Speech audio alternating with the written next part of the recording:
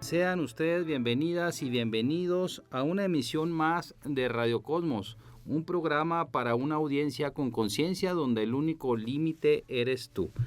Hoy nos da mucho gusto volver a estar con ustedes, darles las gracias por escucharnos y el tema de hoy sin duda alguna que será de gran interés para todos ustedes. Hoy hablaremos, entre otras cosas, principalmente del principio de laicidad, de su historia, de su evolución, de su desarrollo, tanto a nivel constitucional como a nivel práctico hoy en día. Para ello contamos con un visitante distinguido a quien le damos las gracias. Él es abogado, es un estudioso del derecho, sobre todo en el ámbito constitucional y de derechos humanos. Para mí es un gusto darle la bienvenida al licenciado Rodolfo Leiva. Bienvenido, licenciado. Gracias, muy buenas noches. Gracias por la oportunidad de dialogar con ustedes, de comunicarme con su audiencia. Y definitivamente el tema de la laicidad es muy importante en una sociedad democrática y por eso todas las voces son relevantes y hay que contribuir al debate público en un contexto de respeto. Antes de entrar a algunas cuestiones, licenciado, me gustaría preguntarle ¿por qué sigue despertando tantas opiniones encontradas, tanta polémica el principio de la laicidad? Yo pienso que el principio de la laicidad es uno de los fundamentos básicos de interacción en una comunidad que se rige según estándares democráticos. Es para mí muy importante el que se respete la libertad individual. En nuestra Constitución, en el artículo 24, se habla precisamente de la libertad de creencia, de la libertad de conciencia y de la libertad de religión. Y todos los individuos pues podemos desarrollar nuestras conceptuaciones sobre aspectos tan importantes e íntimos como la interacción con la divinidad en nuestro ámbito personal, en nuestro ámbito doméstico y comunitario. Y la manera en la que nos aseguramos que nadie sea perseguido por sus ideas religiosas es excluyendo la intervención de los ministros de culto, de cualquiera de ellos, en los ámbitos de gobierno. La laicidad implica una separación entre el ámbito gubernamental y el ámbito propiamente religioso en esas dimensiones individual, doméstica y comunitaria. Así como es inapropiado que el gobierno trate de meterse en la actividad interna de las iglesias tampoco deben ingresar a las funciones de gobierno, porque el gobierno debe operar con base en criterios objetivos, aplicables para todos, sin consideración alguna a sus ideas religiosas, con base estrictamente en la ley. Entonces, pienso que la laicidad es un aspecto fundamental y que todos los mexicanos debemos contribuir y aprender a vivir en un entorno de tolerancia, de respeto, de comprensión a otras personas. Y la mejor manera de garantizar que nosotros y nuestros hijos y nuestros nietos vivan en un entorno en donde todos seamos tratados igual, independientemente de nuestras conceptuaciones religiosas, es asegurándonos de que el gobierno no use recursos públicos ni para promover a una iglesia, ni para perseguir a otra, ni para alentar la religión, ni para desanimarla. De esa manera vamos a poder gozar de la libertad que todos queremos y que ha sido tan complejo lograr en México. Ahora bien, licenciado, ¿se puede rastrear, se puede encontrar el hilo conductor que nos lleve a las primeras luchas de las distintas sociedades por lograr esta laicidad, es decir, esta libertad religiosa? ¿Hasta dónde nos llevan las huellas de estas batallas? ¿Dónde podemos encontrar esas primeras luchas de las mujeres y hombres por hacer de la libertad religiosa una condición natural a una sociedad democrática? Se remontan a los orígenes de la república como sistema moderno de gobierno. Anteriormente los reyes tenían una identificación total con las cuestiones religiosas. Se era rey porque era una orden de la divinidad. Y esa conjunción, esa identificación entre los monarcas y la religión, pues generó grandes abusos, generó persecuciones y generó la utilización del poder del Estado de manera facciosa. Conocimos a lo largo de la historia, en múltiples países, el cómo se persiguió a las personas por su religión, llegando a extremos tan aborrecibles como el Holocausto.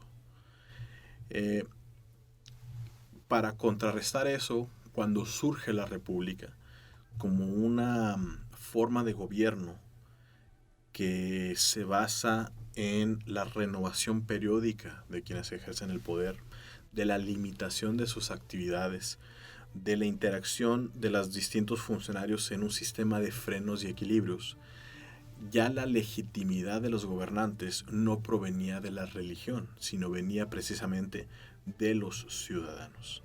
Y son los ciudadanos los que logran separar, en muchos casos históricos, el tema del gobierno con el tema de la religión. Eso lo vimos también en nuestro país. Nuestro país, desde que se perpetró la conquista, pues hubo una identificación total entre el poder terrenal y, en ese caso, una iglesia, la católica, y se utilizó también por los gobernantes en la época de la colonia a la religión como una manera de dominación y como una manera de injerencia.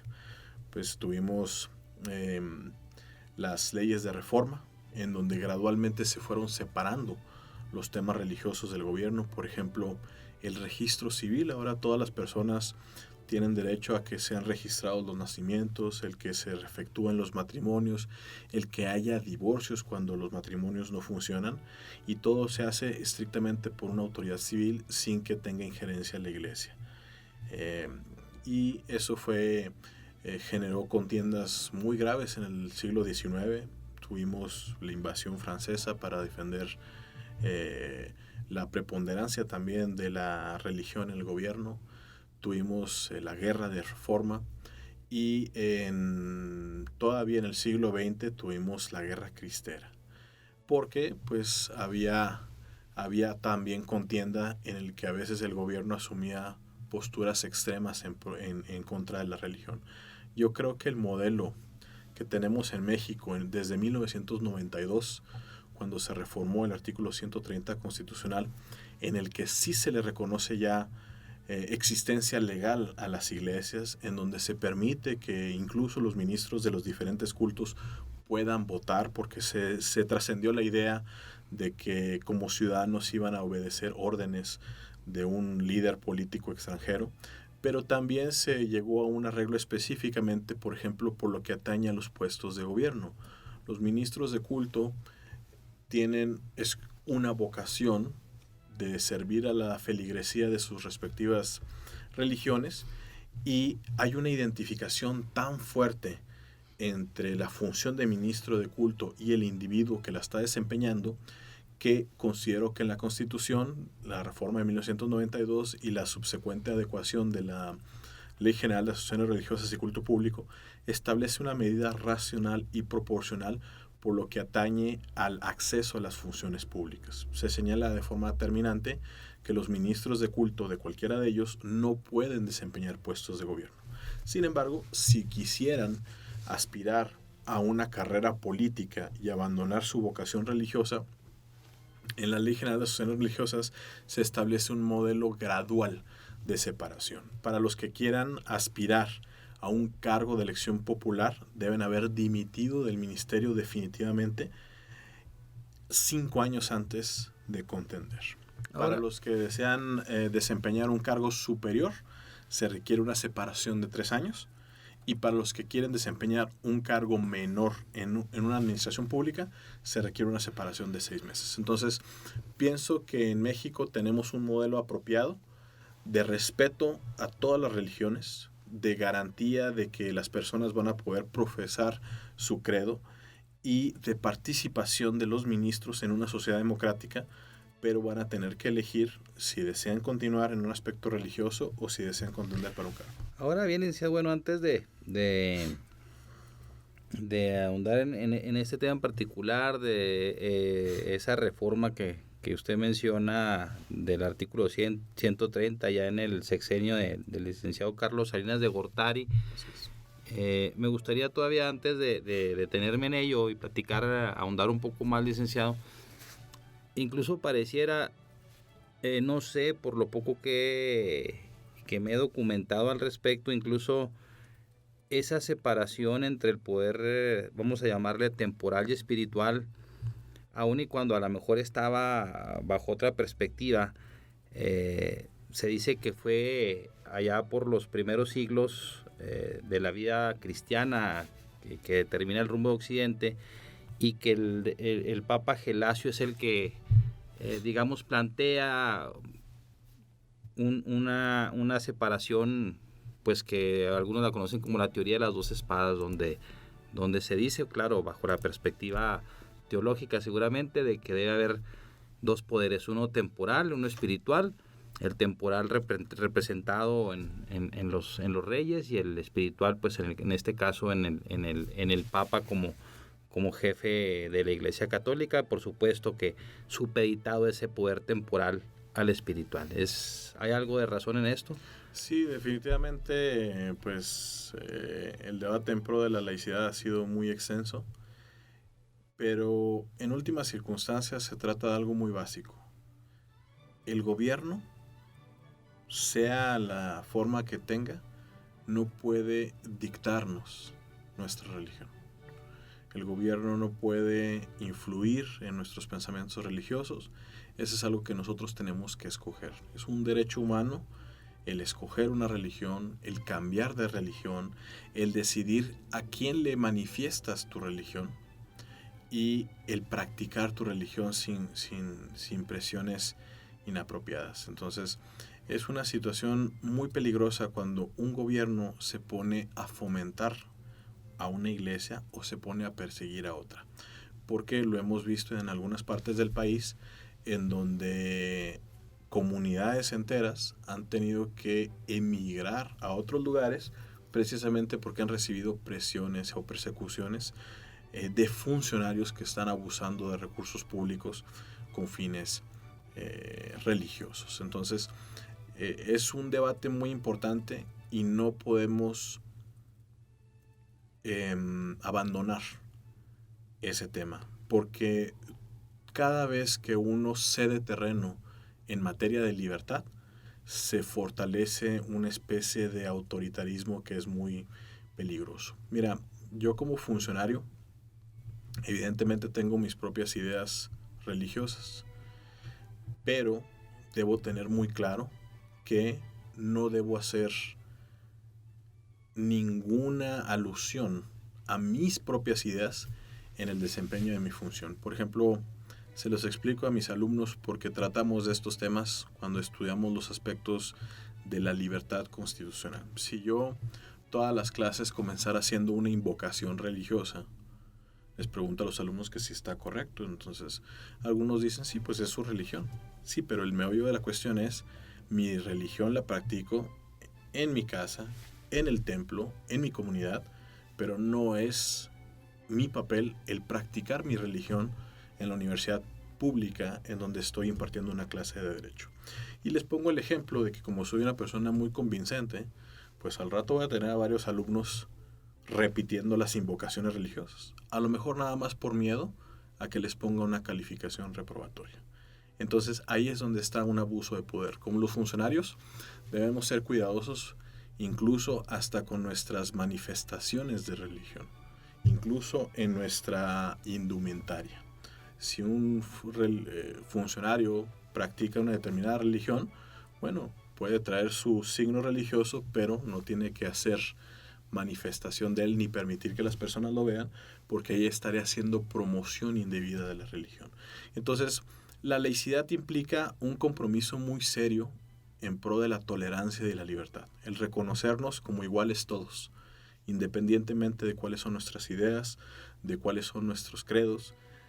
Todos debemos poder convivir, porque hemos visto en la historia, incluso en casos recientes, la manera en la que una comunidad se destroza cuando empezamos a catalogar a nuestros vecinos por la religión que practican. Lo vimos en las guerras de la ex Yugoslavia, lo hemos visto en genocidios como el perpetrado en Ruanda, en donde la utilización de la religión como un pretexto para suprimir enemigos con el poder del Estado y la fuerza coactiva genera grandes tragedias que como humanidad debemos superar. Entonces es muy importante programas como este, donde podamos dialogar sobre los temas, donde aprendamos que la postura democrática es respetar a todos, es tener libertad de practicar nuestra religión, pero sin tratar de imponérsela a alguien más, y que queremos gobiernos que actúen con base en la ley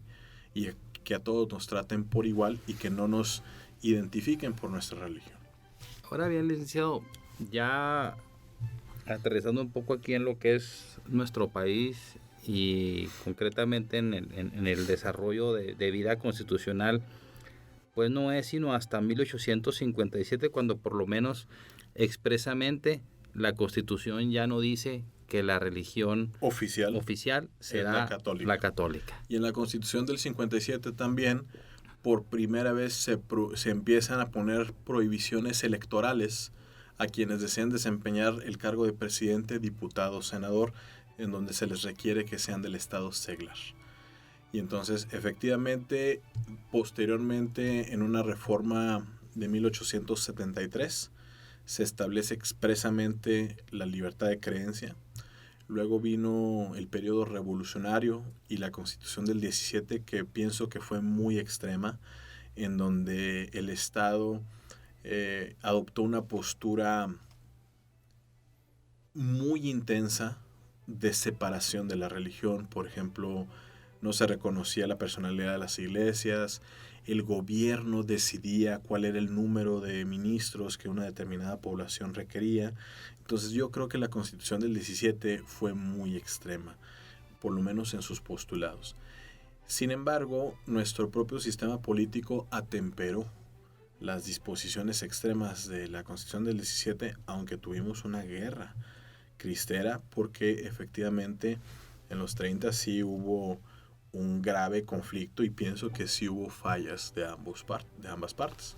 Y yo por eso considero que la reforma del 92 es un modelo muy bueno de laicidad, en donde se garantiza que en asuntos electorales, que en asuntos gubernamentales no haya injerencia religiosa, pero también en donde se reconoce la existencia legal de las iglesias, que cumplen una función muy importante de apoyo, de transmisión de cultura, de formación humana, y en donde hay reglas, hay instituciones específicamente creadas para mantener un entorno de tolerancia, de respeto y de comprensión. Yo creo que hay muchas tentaciones, por ejemplo, de quienes ejercen funciones de gobierno, de asociarse a determinada religión, haciendo invocaciones religiosas como la que yo les enseño a mis alumnos,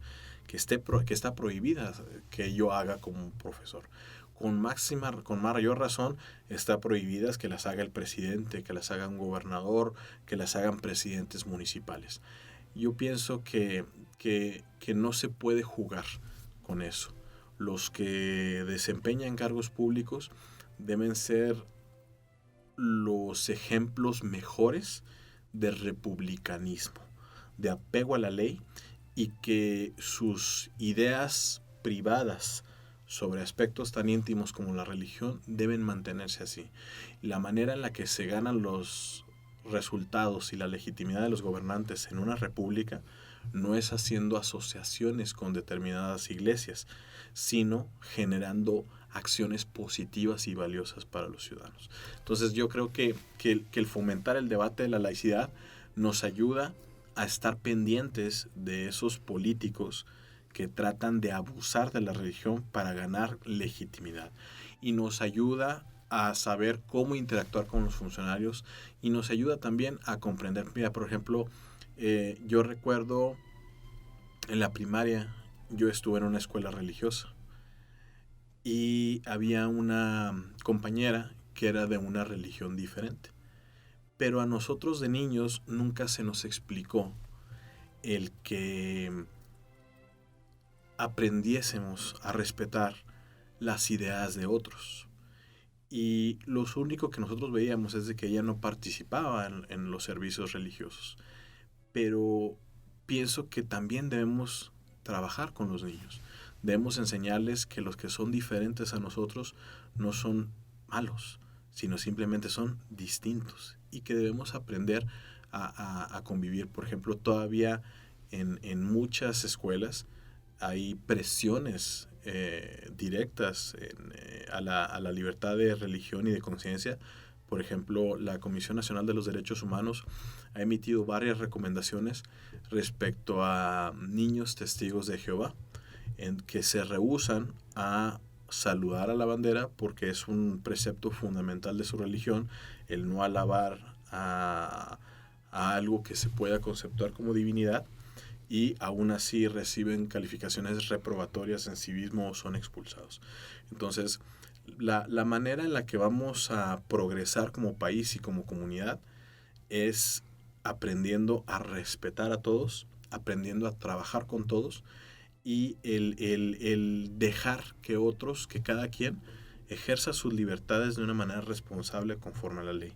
Y entonces los programas, las ideas, los escritos, los textos, las acciones, todas esas son medidas democráticas para que como sociedad superemos graves conflictos que hemos tenido a lo largo de la historia internacional y mexicana y concretemos un modelo democrático de comunidad, en donde entendamos que no somos iguales, que no somos idénticos, pero que sí tenemos los mismos derechos y las mismas libertades. Ahora bien, por ejemplo, efectivamente, como menciona aquí el licenciado Leiva, quizá todos estemos de acuerdo en que los temas que incluso a un nivel muy cotidiano entre los amigos, las familias, que más han propiciado divisiones, separaciones, hasta pérdidas de amistades, son los temas de índole político y religioso. Y el propio Hans Küng, que es un teólogo bastante reconocido, él de alguna manera plantea que pues no habrá paz en el mundo mientras no haya paz entre las religiones, y esos casos de los que aquí se menciona, sobre todo algunos estados del sur del país, efectivamente, donde las comunidades son desplazadas por motivos eminentemente religiosos. Entonces, pues esa es una asignatura ahí pendiente, y quizá con sus distintas tonalidades ese principio de laicidad, como dice el licenciado Leiva, por ejemplo, en la Constitución de 1857, que se da un gran paso y que se intensifica aún más en 1917. Y bueno, hoy si existe ese principio recogido en nuestra Carta Magna, es que es producto de la experiencia histórica que particularmente nuestro país ha tenido. Así es. En ese ámbito, licenciado. Sí, definitivamente coincido con lo que está diciendo. El modelo que tenemos en México es un modelo con características propias. Se distingue del modelo estadounidense, se distingue del modelo francés, que es muy activo. Por ejemplo, en Francia hay grave problema actualmente con la población musulmana. Entonces hay mucha tensión por la actividad de algunos grupos terroristas que se asocian con el Islam. Y yo pienso que México es el modelo apropiado. El de México es un modelo de respeto a la religión, de reconocimiento a la religión, pero también de separación entre la religión.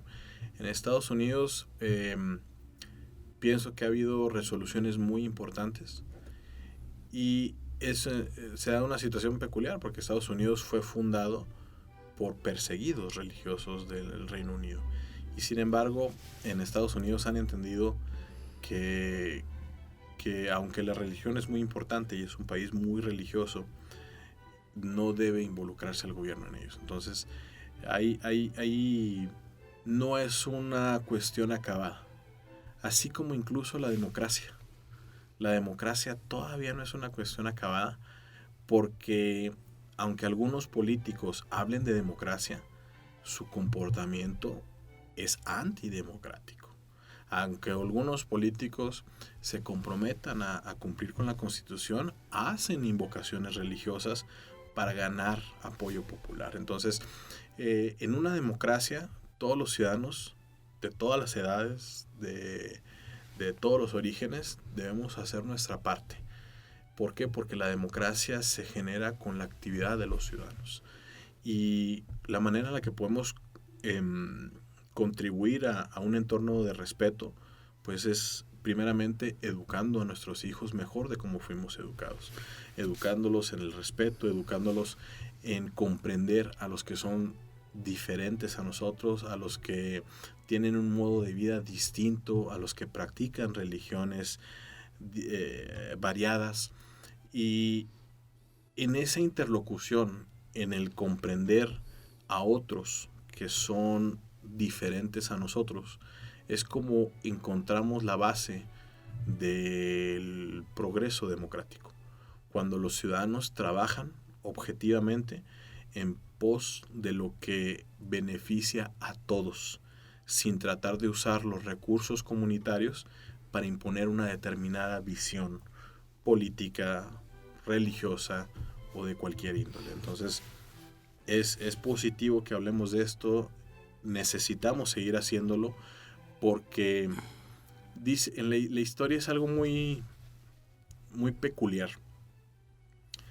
Hay periodos de grandes avances y hay periodos de grandes retrocesos.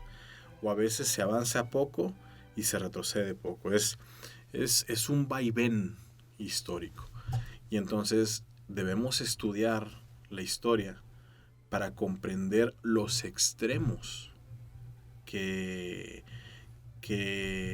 se han perpetrado por afanes religiosos. Ha habido guerras, ha habido exterminios, ha habido holocausto, y entonces tenemos que superar esas posturas. Por ejemplo, así como ya entendemos, los romanos no lo conceptuaban. Los romanos, para nosotros es algo tan básico el entender que todos los humanos somos personas. Y para los romanos no era así. Había humanos que eran cosas, que eran los esclavos. Entonces, me gustaría contribuir a vivir en un México en donde todos entendamos que la religión es algo individual, doméstico y comunitario, más no es un asunto gubernamental. Y que donde aprendamos a convivir entre todos con respeto, sin burlarnos de las posturas religiosas de otros, sin menospreciarlas, porque la religión es algo especialmente íntimo en los humanos.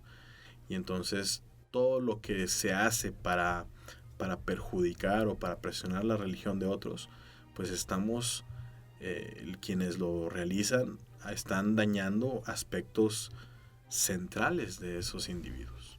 Ahora bien, usted, como bien lo decía, licenciado, Estados Unidos siendo un modelo que nuestro país ha seguido mucho durante su historia, incluso en modelos constitucionales que fueron prácticamente una calca en la nuestra. Y bueno, a mí me ha tocado leer, escuchar a algunas personas estudiosas del tema.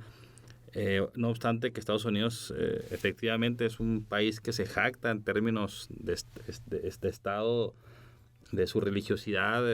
Todavía sus presidentes siguen juramentando sobre una Biblia.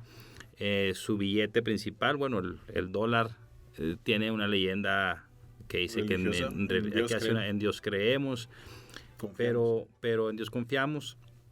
Y sin embargo, lo que a mí me ha tocado leer y escuchar es que a diferencia nuestra, y por razones obvias, históricas, allá no existía una iglesia dominante como aquí sí lo existió durante muchos siglos. Bueno, en Estados Unidos sí hubo iglesias dominantes en las respectivas colonias, pero los fundadores de Estados Unidos tuvieron la visión de superar esas cuestiones.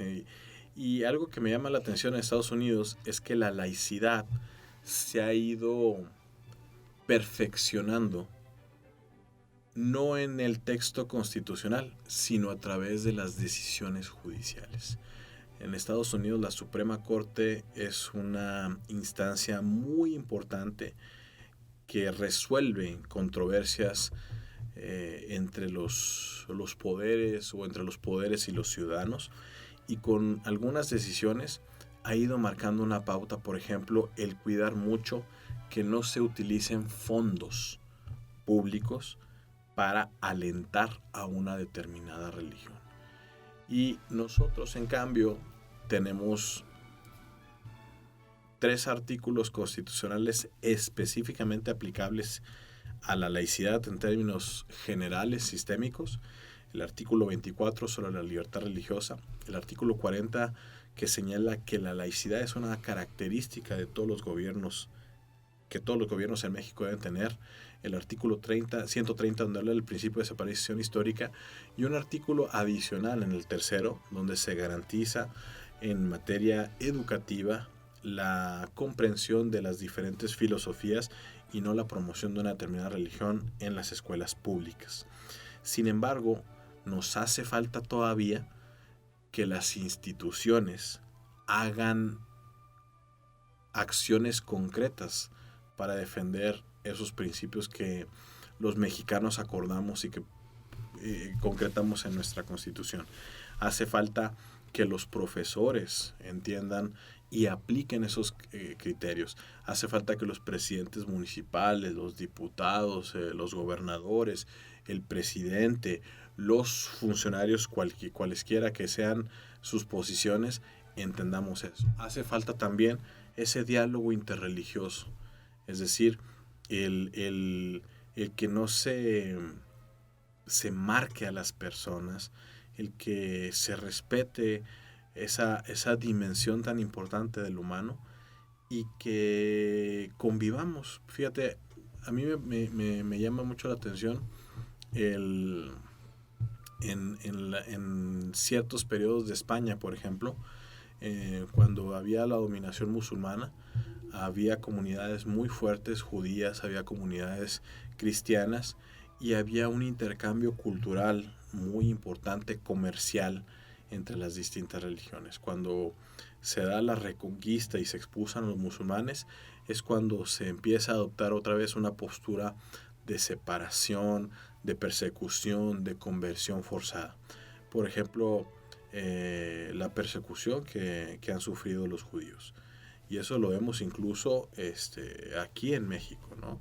En donde muchas prácticas que a lo mejor nosotros vemos muy cotidianas, pues eran prácticas que tuvieron que desarrollar los judíos, que eran perseguidos y que tenían que ejercer su religión de manera oculta, ¿no? Por ejemplo, las semitas, el pan, Entonces, ya es tiempo en la historia de la humanidad y en la historia de México de que reconozcamos que todos tenemos una libertad que explorar y en donde debemos dejar de tratar de imponer nuestras visiones a otros y aprender a convivir como buenos vecinos y como buenos ciudadanos. Ahora bien, ahorita usted que mencionaba el tema de Estados Unidos y de que realmente pues las enmiendas que se le han hecho a su Constitución no son muchas, y más si las comparamos con las modificaciones que ha sufrido nuestro texto constitucional, que ya ahorita quizás andemos en más de 800 desde 1917.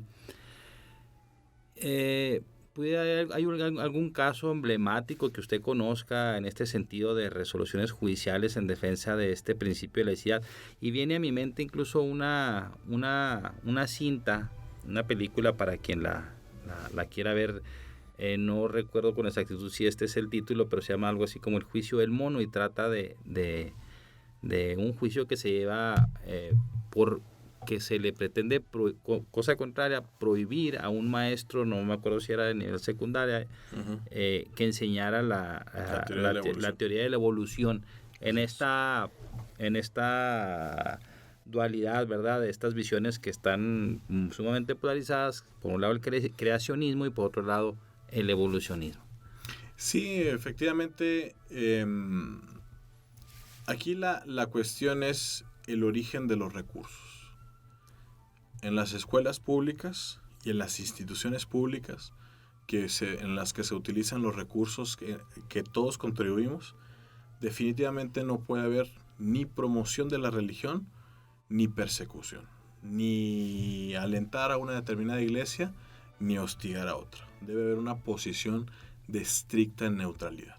Sin embargo, los ciudadanos con sus recursos privados, en sus casas, en sus comunidades, en sus iglesias o en escuelas privadas, pues definitivamente pueden enseñar a los niños, pueden promover sus determinadas religiones, pero aquí la cuestión es quién es el que paga por eso. El gobierno, al gobierno lo sostenemos todos, y por esa razón todos debemos recibir un trato igual del gobierno. Por ejemplo, fíjate en las estaciones del Vivebús. Las estaciones, varias de ellas tienen nombres religiosos y se usa una simbología religiosa. Hay una estación que se llama Sagrado Corazón, que se refiere al Templo del Sagrado Corazón de Jesús. Hay otra estación que se llama Santa Rita. Otra estación que se llama San José, que se refiere al Panteón Cristiano Tecnológico y cuyo símbolo es una tumba con una cruz. Entonces, ahí yo creo que el gobierno está usando recursos públicos para promover una determinada religión. Las estaciones se pudieron haber numerado, se pudieron haber nombrado con colores, con personajes históricos, y entonces observa cómo cotidianamente la laicidad está siendo retada. Y lo que nos corresponde a los ciudadanos es estar a la altura de esos retos, el identificar a los políticos que tratan de usar la religión de una manera abusiva, el también rechazar las persecuciones o incluso hasta las burlas que se hacen en una determinada religión, y aprender a convivir, aprender a coexistir. No basta con que la laicidad esté escrita en la Constitución, no basta con que haya determinaciones de las Cortes. Se requiere ciudadanos que activamente promovamos un entendimiento tolerante con los que piensan diferente a nosotros, porque la gran preocupación para mí es, si nosotros tratamos de imponer una determinada visión religiosa, podrán llegar a otros con más recursos que traten de imponernos las de ellos. Y entonces hay que cuidarnos, hay que respetarnos, hay que comprender. Hay una expresión, una de las referencias precisamente en la moneda estadounidense es e pluribus unum. Desde la diversidad somos uno. Es decir, el que haya pluralidad nos fortalece en una sociedad democrática. El que haya personas que piensen diferente nos ayuda a encontrar mejores maneras de relacionarnos. Y yo pienso que la diversidad es un valor positivo. Tenemos que aprender a respetar, tenemos que valorar la libertad de expresión, porque todos los ciudadanos en su aspecto privado tienen también derecho a hacer sus expresiones religiosas, y debemos coexistir y respetarnos en el ámbito, incluso como lo dijiste, en las propias familias, en nuestras amistades, en el barrio, en el ámbito público. Y vamos a observar, por ejemplo, en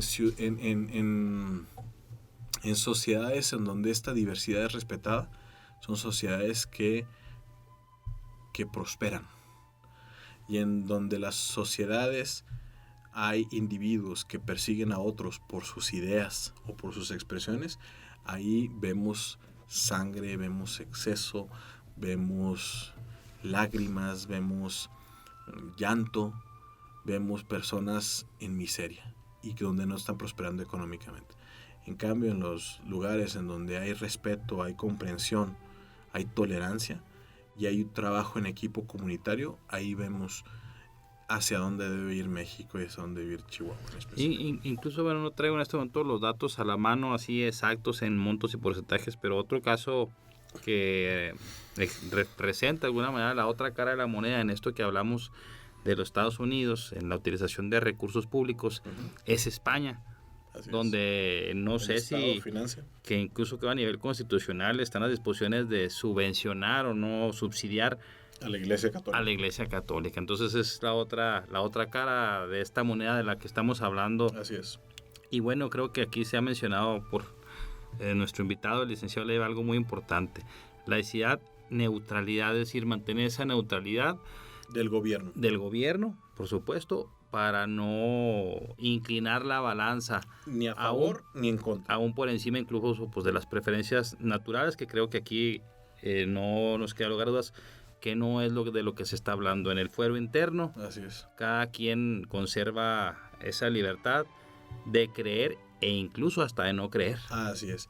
Fíjate, por ejemplo, hace unos años me tocó que un gobernador en funciones estuviera en una celebración especial en el año de índole religiosa. Pero honestamente ese gobernador estaba participando en un carácter estrictamente privado. Estaba el templo muy concurrido, ese gobernador en funciones estaba como uno más en la parte trasera del templo, participando sin hacer ostentación de su presencia. Entonces, a mí me impactó mucho esa imagen, porque para mí era un gobernador respetuoso. Públicamente nunca hacía gala de su religión, y en esa ocasión, pues él estaba como ciudadano, pero sin hacer ostentación de su posición política. Entonces, tenemos que aprender de esos ejemplos. Tenemos que, o lo vemos por ejemplo en Estados Unidos, en donde también hay mucha tensión racial y mucha tensión religiosa, en donde a veces un comensal defiende a una persona que entra con indumentaria religiosa de los improperios que le hace otro ciudadano. Entonces, esos actos de civismo, de honestidad, de valentía y de proteger a los que piensan diferente, nos van a hacer grandes como país. Todavía tenemos mucho que hacer. El que la laicidad esté inscrita en la Constitución, lo hemos visto una y otra vez, no nos garantiza que así sea. Los ciudadanos somos los que tenemos que darle vida a esas disposiciones constitucionales. No basta con que en el 40 se hable de una república laica, no basta con el 24 de la libertad religiosa, no basta con el 130 y el cuarto. Necesitamos ciudadanos que respetemos a otros ciudadanos y que vigilemos que nuestros gobiernos se ajusten a los estándares constitucionales. Ahora bien, como creo que como usted atinadamente lo menciona, licenciado, pues no hay ley por más de avanzada que sea, perfecta, que esté planteada en todos sus ámbitos, si no es respetada, es decir, pues se llega a convertir en letra muerta por más que recoja las aspiraciones más progresistas. Y bueno, aquí efectivamente se ha hablado de algunos artículos por parte del licenciado Leiva, del 24, el 40, el 130, el 40, bueno, pues se reformó en el año 2011 para establecer precisamente que México es una república democrática, federal, representativa y laica, reforma que por cierto tuvo un proceso como 12 años ahí congelada con lo extralegislativo pues que hay, pero bueno, afortunadamente se da, e incluso en el sexenio del licenciado Felipe Calderón Hinojosa. Y aquí en Chihuahua, en el mes de octubre del año pasado, de 2007, se hace una reforma, una adecuación, básicamente una adecuación del artículo 30 al 40 correlativo de la Constitución Federal, donde también se plasma que el estado de Chihuahua es un estado democrático, representativo y laico. Y esto lo comentábamos hace unos momentos con el licenciado Leiva, que en algunos textos generados ahí por algunas instituciones de investigación, como lo es la Cátedra Extraordinaria Benito Juárez, que depende de la Universidad Nacional Autónoma de México, a mí me parece que en un solo párrafo recoge lo que esa reforma, al menos aquí en nuestro estado, buscó y refleja. Es que si no nada más es una concordancia de orden constitucional, sino incluso tiene un alcance simbólico. Así es. ¿Cómo ve usted este tema? Definitivamente la reforma que aprobó el Congreso del Estado de Chihuahua el año pasado pienso que fue un reconocimiento del valor de la laicidad y pienso que sí fue un mensaje muy importante a favor del Estado de Derecho. Ahora, lo que nos hace falta tanto a los ciudadanos como a los gobernantes es hacerla valer. Y entonces, sí, las declaraciones en la Constitución son importantísimas, pero somos nosotros los que las vamos a dar actualidad. Y eso es todavía trabajo pendiente que tenemos los chihuahuenses. Ahora, ya en el día a día, en los ciudadanos de a pie, como se dice, que somos la inmensa mayoría, Sí. ¿Qué herramientas tenemos? ¿Qué tenemos a la mano para hacer valer la defensa de este principio? Ya dijimos que es un reflejo de la experiencia histórica y que, no obstante, que está en el cuerpo de nuestra Constitución. Sin embargo, hay que hacer una defensa de ese principio día a día, Así es. hora tras hora. ¿Qué tiene a la mano el ciudadano común para hacer valer y defender un principio de esta naturaleza? Yo creo que tiene que ver incluso con nuestra actividad individual. Por ejemplo, lo voy a hacer desde mi experiencia privada. Yo incluso ya trato de cuidar hasta los chistes que hago, de ser respetuoso, de no hacer comentarios que denigren a las personas por su sexo, por su religión, por su adscripción política. Y entonces, primeramente, pienso que implica una reflexión a nivel personal. Ahorita hice referencia a la más básica experiencia que tuve en primaria de alguien que tuviera una religión diferente. Y lo único que sabíamos, yo de niño, era pues que era de una religión diferente. O sea, pero nunca comprendí cuál era su religión o por qué se comportaba de cierta manera. Siempre lo que aprendimos en ese caso, en ese grupo de primaria, es que era alguien diferente. Entonces, con la educación, con la reflexión, pues aprendí que dialogar con los que tienen ideas diferentes me enriquece también. Me ayuda a refinar mis propias ideas, me ayuda a corregir fallas, por ejemplo, y que se cometen, pero ya no son propias de personas adultas. Por ejemplo, el usar chistes inapropiados. Y entonces cuando empezamos a cuidar los chistes, cuando empezamos a ser conscientes de que hay otros que pueden ser lastimados por nuestros comentarios innecesariamente, porque así como yo no quisiera que se burlaran de mi familia por la religión que practica, pues también yo tengo que dar el ejemplo. Antes que reclamar de otros, tenemos que dar el ejemplo. Eso yo es lo que pienso que sería lo más importante, el que como individuos y familias reflexionásemos sobre nuestras posturas religiosas, políticas, democráticas, y que fomentáramos el diálogo, o por lo menos el respeto y la tolerancia a los que son diferentes. Cuando ya tengamos superados tramos en lo individual y en lo doméstico, yo creo que eso lo podemos llevar al ámbito comunitario, al ámbito social y al ámbito gubernamental. Por ejemplo, no permitiendo que nuestros gobernantes, independientemente de quiénes sean, usen la religión para situarse políticamente, porque eso no se vale. En los últimos 5 años vimos una multiplicidad de figuras políticas de distintos partidos políticos, el tratar de usar la religión como una manera de aumentar su popularidad. Los ciudadanos debemos ser más críticos y debemos ser reflexivos y empezar con nuestras elecciones a mandarle la señal a los gobernantes de que no queremos que promocionen la religión desde sus puestos. Queremos que actúen con base en la ley. Queremos que sean personas íntegras, honestas, eficaces, eficientes, pero no queremos que nos estén promoviendo la religión. La religión la tenemos nosotros, la practicamos en nuestras casas, en nuestros templos, en nuestras comunidades, y no queremos que nuestros políticos hagan eso. Entonces, los ciudadanos, ya cuando hayamos superado nuestras prácticas inapropiadas, de contar chistes, de hacer referencias. Por ejemplo, a mí me dicen porque traigo la barba muy larga, me dicen que soy un rabino.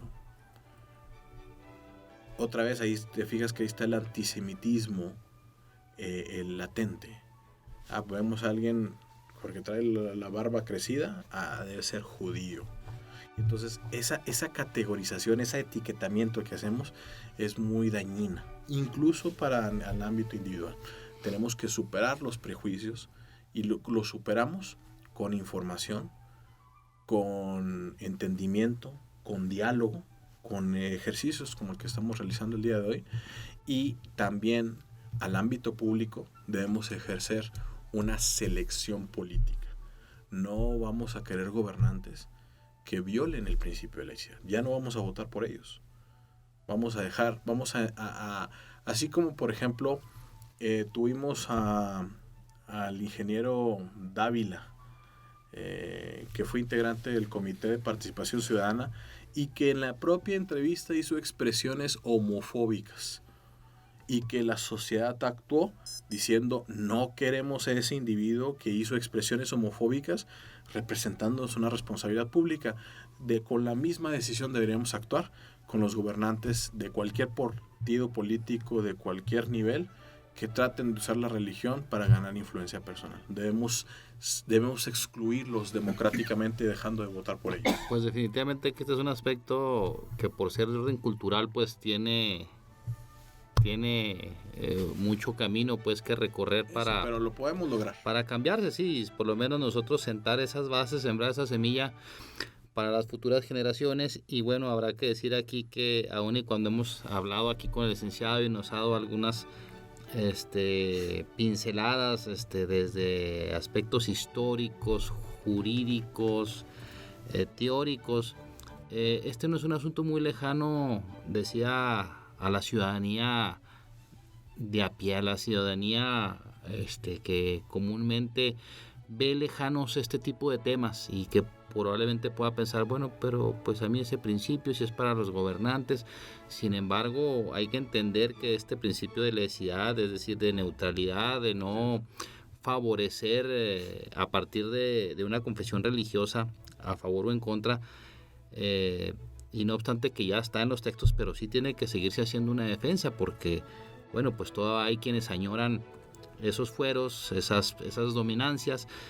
Y pues un ejemplo, por supuesto, que yo espero que sea nada más hipotético, que un gobierno, vamos a suponer, en un programa social, y que la condición, como se levantan los padrones, que aparte de los generales y que te digan que para ser beneficiario tienes que ser de tal iglesia. Así es, efectivamente nadie puede obligarnos a que declaremos nuestra religión, mucho menos el gobierno, porque ese es un aspecto íntimo. Y entonces, efectivamente, la respuesta la tenemos los ciudadanos, nosotros, y tenemos que hacer ese cambio cultural. Así como nos parece tan ridículo lo que hacían los romanos, de considerar a algunos individuos como cosas, los esclavos, y ahora todos entendemos como lo más natural que todos los individuos, independientemente de su origen, de su religión, de su sexualidad, todos somos humanos. Así yo pienso que con el trabajo cotidiano podemos lograr entender que la interacción religiosa debe hacerse en los términos respetuosos. Pues todavía no hace muchos años, bueno, hace algunos siglos, pero se discutía si algunas personas tenían alma. Así es. Entonces, debemos reconocer la dignidad humana, que obviamente entraña una dimensión religiosa, y debemos ser tolerantes, respetuosos y comprender. Y eso nos va a enriquecer como individuos y como sociedad. Bueno, pues vean aquí los importantes comentarios que nos ha dado en esta ocasión el licenciado Rodolfo Leiva, hablando de la importancia y de la vigencia del principio de laicidad en un Estado que se precie de ser democrático, en el que todos deben de ser respetados, las mayorías, las minorías, los diferentes, los otros, etcétera, etcétera. Porque incluso pareciera que no, pero esto tiene efectos colaterales, por decirlo de alguna manera, porque si llegase otra vez al punto en el que una determinada religión llega a tener, como se tuvo en el pasado, esa preeminencia, esa esa dominancia, sobre todo a partir de la esfera pública gubernamental, pues eso se traduce en una discriminación porque, bueno, evidentemente, probablemente esa religión no acepte a una persona por sus preferencias sexuales, filosóficas, y entonces empieza esa segregación que de por sí ya se da. Así es.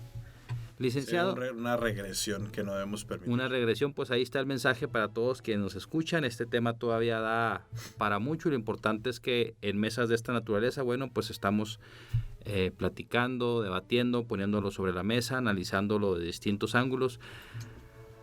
¿Algún mensaje ya para despedir esta emisión, licenciado, que quiera usted compartirle a quienes nos escuchen? Que en una democracia todos somos iguales, a pesar de nuestras diferencias, y que vamos a prosperar como país cuando nos ayudemos entre todos, interactuemos y cooperemos, sin dejar de ponernos y dejar de ponernos etiquetas que solamente entorpecen la interacción. Bueno, pues muchas gracias al licenciado Rodolfo Leiva por esta magnífica charla que hemos tenido. Gracias, licenciado. Esta es su casa. Cuantas veces usted lo desee, aquí tiene usted las puertas abiertas. Pienso que es un programa muy importante y que contribuir al debate público en temas tan importantes es una labor importantísima y les aplaudo estos ejercicios de diálogo respetuoso y de difusión de ideas. Bueno, pues sea usted bienvenido, licenciado Rodolfo Leiva. Esta fue una emisión más de Radio Cosmos, un programa para una audiencia con conciencia, donde el único límite eres tú, su servidor, Audena Costa Roybal, gran maestro de la noble, leal y centenaria Gran Logia Cosmos del Estado de Chihuahua. Les da las más cordiales gracias.